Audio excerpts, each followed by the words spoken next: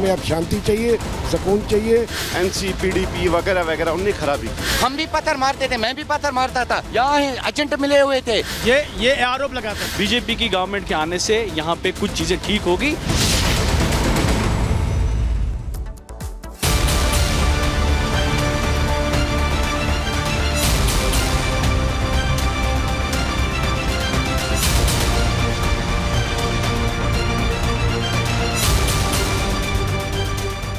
नमस्कार, बहुत स्वागत है आपका रिपब्लिक भारत पर। आपके साथ मैं हूं मीनाक्षी रजत, मेरे साथ मेरे सहयोगी अहरावत भी जुड़ रहे हैं। लेकिन सबसे पहले आपको बता देते हैं कि कश्मीर में विधानसभा के चुनावों की शुरुआत हो गई है। एक चरण पूरा हो गया है और जिस तरीके से रिकॉर्ड तोड़ मतदान हुए हैं वो साफ तौर पर ये कहने के लिए काफी है कि लोगों ने आतंकवाद को ठेंगा दिखा करके घरों से बाहर निकल करके जी तोड़ मतदान इस बार किया है। हमारे साथ कुछ मेहमान भी जुड़ेंगे, उनसे भी हम जानेंगे कि आखिरकार कश्मीर के हालात कैसे बदले हैं और 10 साल बाद जब विधानसभा के चुनाव हो रहे हैं तो हालात आगे कैसे बदलेंगे। लोग भी जुड़ेंगे, उनसे भी जानेंगे कि क्या बदलाव हुए और क्या बदलाव वो चाहते हैं। सबसे पहले मैं आपको हमारे जो गेस्ट हैं, मेहमान हैं, उनसे मिलवा देती हूँ। हमारे साथ अब्दुल रहमान शल्ला जुड़ रहे हैं, निर्दलीय उम्मीदवार हैं, हालांकि जमात इस्लामी ने उनका समर्थन किया है। मोहम्मद शाफी है, पीडीपी नेता है। तौसीफ रैना है, निर्दलीय उम्मीदवार हैं और शेख आमिर है, कांग्रेस नेता है। लेकिन सबसे पहले मैं अब्दुल रहमान जी आप ही से बात करना चाहूंगी और आपसे ये समझना चाहूंगी कि एक ऐसी पार्टी जो आप पर भरोसा जता रही है, जो आपका समर्थन कर रही है, जो कि वैसे ही बैन है और अब 1987 के बाद पहली बार चुनावी रण में है, तो क्या लोग आपकी पार्टी पर, आप पर भरोसा कर पाएंगे? आप देखते हैं कि 1987 के बाद इस पार्टी ने कभी इलेक्शन में हिस्सा नहीं लिया। वाई? बिकॉज उस ज़माने में जो रिगिंग हुई, जो चोरी हुई, जो धांधलियाँ हुई, जिसके नाम ये कामयाबी का पता निकलता था, उसको नाकाम कर दिया जाता था। And that has given a different turn then later on. आप मुझे बताइए, इलेक्शंस हो रहे हैं काफी टाइम के बाद कश्मीर घाटी में, क्या यहाँ का यूथ चाहता है कश्मीर का?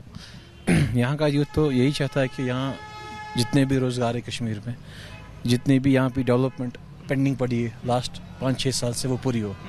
तो नौजवानों को बड़ी उम्मीद है कि जो भी कैंडिडेट आए यहाँ पे, चाहे इंडिपेंडेंट आए या चाहे किसी पार्टी से आए, वो बस ये चाहे कि जो हमारा नौजवान है उसकी तरक्की, जो हमारी डेवलपमेंट पीछे पड़ी है वो पूरी हो जाए, और जो हमारी यहाँ पे आवाम है उनकी खुशहाली के लिए एक ऐसा मैनिफेस्टो दे दे जिस पे आवाम भी राज़ी हो, हमारे नौजवान भी राज़ी हो, और जो हमारे रुके बड़े सारे काम हैं वो पूरे हो जाए।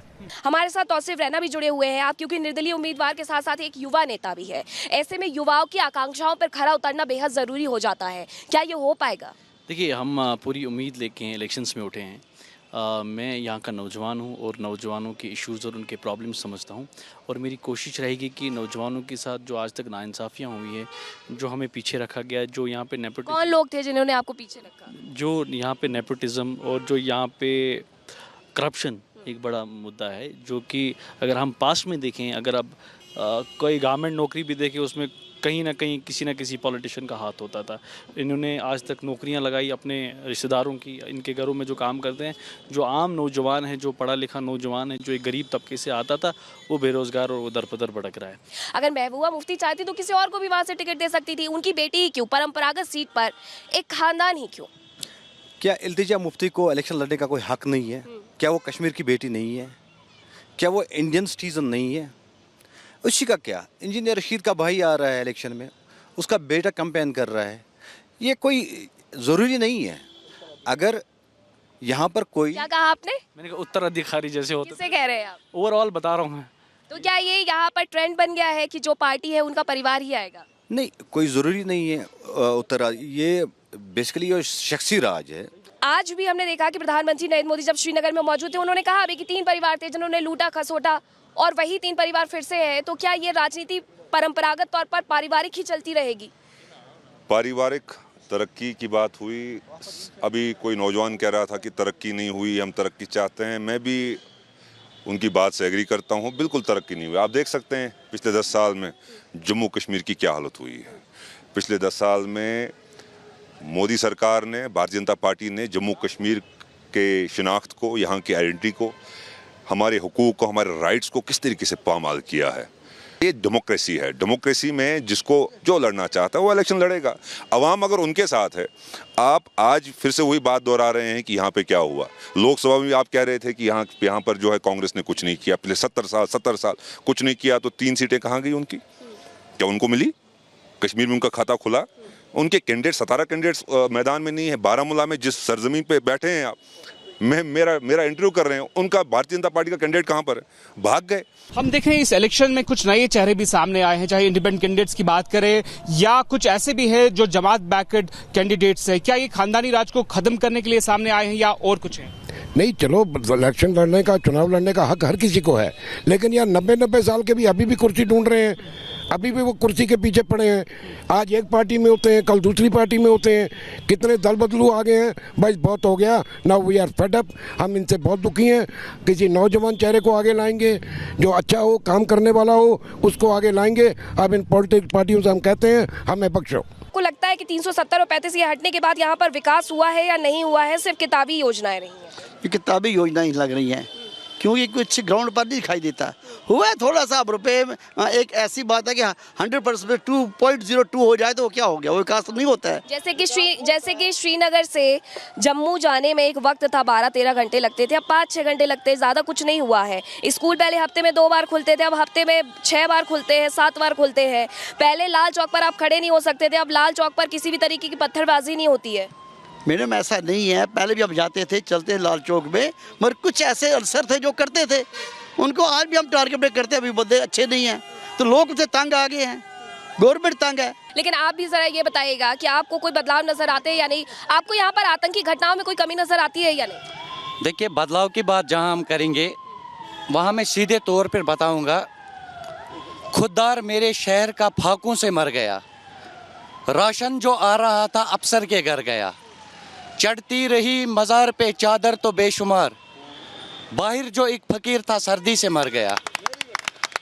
असल में जो विकास हुआ है, मैंने ज़िंदगी में विकास टाउन बारामूला में देखा है पिछले कुछ सालों से। और मिलिटेंसी की बात जहां आप कर रहे हो, मिलिटेंसी कुछ हद तक ख़त्म हुई है। आज भी कहीं पे बारिश की तरह बूंदाबांदी होती रहती है, अभी तो है, मैदान में है। ये तब ख़त्म होगी जब एक नौजवान को उसकी डिग्निटी वापस मिले, जब एक नौजवान को उसको इज्जत से पेश आए लोग, जब सियासतदान कुर्सी पे अच्छी तर्जुमानी करे, उनका विजन अच्छा हो। सिर्फ इनके लिए कि सर आगे बढ़िए, हम आपके साथ हैं। पोस्टर लगाने के लिए नौजवान, कुर्सी लगाने के लिए नौजवान, और आपके नारे मारने के लिए नौजवान, जब आपका रुझान दूसरी तरफ हो तो आपके लिए पत्थर मारने के लिए नौजवान। तो नौजवान पत्थर मारने के लिए इन्होंने भड़काया नहीं, वो क्या था, वो तो आपका काम है, वो आप जाके पूछिए, तो वो हमारा तो है नहीं। मैं ये कह रहा हूँ कि नौजवानों को ये रखते हैं सिर्फ पोस्टर लगाने के लिए, अपनी गाड़ियों में प्रचार कराने के लिए। अगर कोई नौजवानों के भविष्य के साथ खिलवाड़ किया है, ये है पूरा मसला। ऐसी बात नहीं है, हम नौजवान के साथ खिलवाड़ नहीं करते हैं। आपको याद रखना, मिस्टर लिसन टू मी, पहले मेरी बात सुनिए, आप क्यों नहीं सुनते? आपने बोलते रहे, I will not answer, I am independent candidate, I am not belong to member. नहीं, लेकिन ये तो है ना कि जमात इस्लामी ने आपका समर्थन किया है।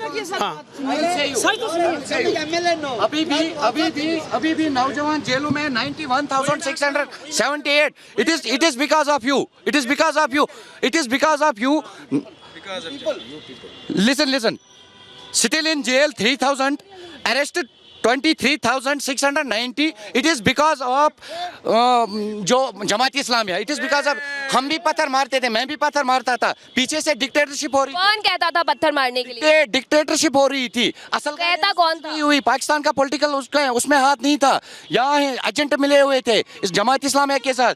मेरा भी PSA था, खत्म हो गया सब। यहाँ के जो नेता थे, आप कह रहे हैं कि उन्होंने यहाँ के युवाओं से पत्थर मारने के लिए उपयोग किया। मैं बताऊंगा, आई विल से सच बताने में डरना नहीं चाहिए, चाहे यहाँ पे गोली लगे, सच होता है। देखिए क्या हो गया, यहाँ कॉल होती थी श्रीनगर चलो पे हमें 1.5 लाख लोग जमा होते थे।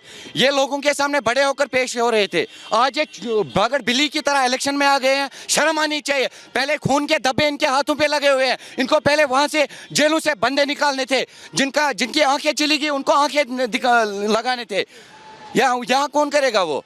बात सीधी की सीधी है कि कश्मीरी अवाम जो है इससे पहले भी जवाब दिया, और इस वोट से आने वाले वक्त में फिर यहाँ का कश्मीरी जो यहाँ की आवाम, पूरे जम्मू कश्मीर की आवाम इनको करारा जवाब देगी। पहली बात। जो दूसरा सवाल पूछा, देखिए जब 370 की बात करते हैं, मैं तो पहले से कह रहा हूँ, ज़मीनों के हुकूक, रोजगार के हुकूक जो हमसे छीने गए, वो इंशाल्लाह हम उसको, यहाँ की जमहूरियत को, यहाँ की रियासत के दर्जे को, यहाँ के ज़मीनी हुकूक को और नौकरियों के जो हमारे जो हुकूक थे उसको बहाल करके रहेंगे। देखिए कांग्रेस ने क्यों नहीं डाला, हमने जो उसमें जमीनों के हुकूक या नौकरियों के हुकूक की बात कर रहे हैं, आपको 370 की बात करते हैं, मैं कहता हूँ 470 में वही हुकूक हमको दे दूंगा तस्लीम है। आपको 370 से दिक्कत है, आप पूरे मुल्क में उसका ढोल बजा रहे हो। नहीं, लेकिन मुझे एक बात समझ में नहीं आती है कि आखिरकार भारत से अलग संविधान क्यों चाहिए, भारत से अलग झंडा क्यों चाहिए? क्या अभी तक हम ये स्वीकार नहीं कर पाए कि भारत का हिस्सा है जम्मू कश्मीर? देखिए मैं आपको सिंपल बात बताऊंगा, जो ये नौजवान ने बात की ये सही बता रहे हैं। इनके साथ आज तक इस्तिसाल हुआ। 2010 में कितने नौजवान मारे गए, 2016 में कितने नौजवान मारे गए, वो हुकूमत किन की थी, 2008 में किन की हुकूमत थी। प्रॉब्लम ये है यहाँ पे जो कंपटीशन था पॉलिटिकल पार्टीज़ का, वो ये था कि हमने 2008 में कितने मारे, हमें 2016 में कम मारने। मरे तो नौजवान ही ना।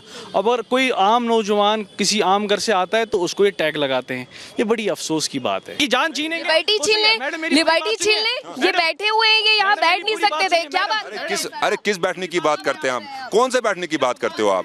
आप जो नौजवान जिनके साथ यहाँ लोग हैं, जिनके साथ यहाँ लोग हैं, वो कहाँ हैं? क्या आपने उनसे पूछा? क्या आपने यहाँ आम जनता से पूछा उनकी हालात, वो किस हालत में? आपने मुद्दे पे आऊंगा। आप सुने नहीं, देखिए आप मेरी बात सुनेंगे। अभी तक मैं नहीं हम मैडम अभी तक खामोश थे। ये शाला साहब जो बोल रहे थे, एक मिनट बात सुनिए। मैं अब ये कांग्रेस वाली बात करें ना, हम लोगों की बात करेंगे। शाला साहब सच बोल रहे हैं। इन्होंने इलेक्शन लड़ा था, जो सलाउद्दीन मिलिटेंट बना, किसने बनाया? आपने। चोरी किसने की? ये बकवास करेंगे आज? मुझे पता है यहाँ के नौजवानों को लाशें किसने दी? ये शाला साहब का जो ग्रुप था जमात इस्लामी, ये तो इलेक्शन लड़ रहे थे, रिग करवाए नेशनल कॉन्फ्रेंस ने, रिग करवाए इन्होंने अपने रिश्तेदारों के लिए। बोलेंगे कुछ? अब जो ये नैरेटिव को चलाना चाहते हैं, एक गलत अनपार्लियामेंट्री लैंग्वेज। मैंने आपकी बात सुनी। एक मिनट मैं इस चीज देखिए don't raise your voice, raise your argument, don't raise your voice.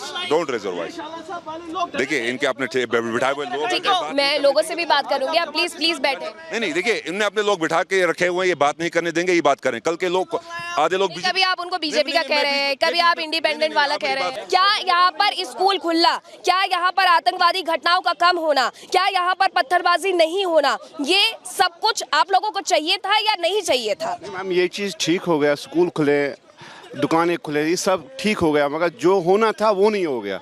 जैसे कि फिर वही बात, जो पुराने लीडर थे हमें एनसी पीडीपी वगैरह वगैरह, उनने खराबी की है। मेन वही उनने गंद यहाँ पे। अब देखिए आप बता दीजिए युवाओं को क्या देंगे, क्योंकि अब मुझे ये प्रोग्राम खत्म करना है। मैं आप सबसे एक एक सवाल लूंगी। आप लोग आने वाला एजेंडा क्या तय कर रहे हैं यहाँ के युवाओं के लिए, बस आप वो जवाब देखिए। पहला एजेंडा मेरा ये है, हमारे बेशुमार बच्चे जेल में पड़े हुए हैं, हम अगर पास हुए, हमारे कामयाब हुए, पहला मुद्दा मेरा यही होगा। उसके बाद दूसरा मुद्दा ये है कि हमारे कुछ टारगेट। इन सब चीजों के लिए रैली नहीं करते हैं आप, इन सब चीजों के लिए रैली नहीं करते। इंजीनियर राशिद बाहर आते इतनी बड़ी रैली करते, लेकिन युवाओं को बाहर निकालने के लिए आपको सरकार में आने की जरूरत है। आप बताइए क्या एजेंडा रहेगा इस बार आपका? देखिए पहले तो एजेंडा ये है कि नौजवान आगे आया है, नौजवानों के लिए जो हमें आगे नहीं आने देते थे। बेरोजगारी है यहाँ पे, मैंने कहा करप्शन यहाँ पे है। जो नौजवान मेहनत और मशक्क़त से पढ़ाई करता है, जो नौजवान आगे बढ़ना चाहता है, उसको ये बड़े नेता ख़त्म कर देते हैं। करप्शन है, नेपोटिज्म है, जो मैंने पहले बोला। हम एक माहौल बनाना चाहते हैं जहाँ पे मेरिट पे डिसीजन हो, जहाँ पे नौजवान की काबिलियत से उसकी नौकरी मिली, न कि रिश्तेदारी कोई पॉलिटिक्स में। आपने जेके बैंक का स्कैम देखा, वहाँ जो नेपोटिज्म है वो खत्म हो जाए। पीडीपी की तरफ से ऐसा क्या मिलने वाला है लोगों को जिसकी वजह से वो आप पर भरोसा करें, और क्या नेपोटिज्म को खत्म कर पाएगी पीडीपी या नहीं? नेपोटिज्म पीडीपी में नहीं है, पीडीपी इन चीजों पे बिलीव नहीं करती। इल्तिजा मुफ्ती कौन है? इल्तिजा मुफ्ती कश्मीर की बेटी है। क्यों?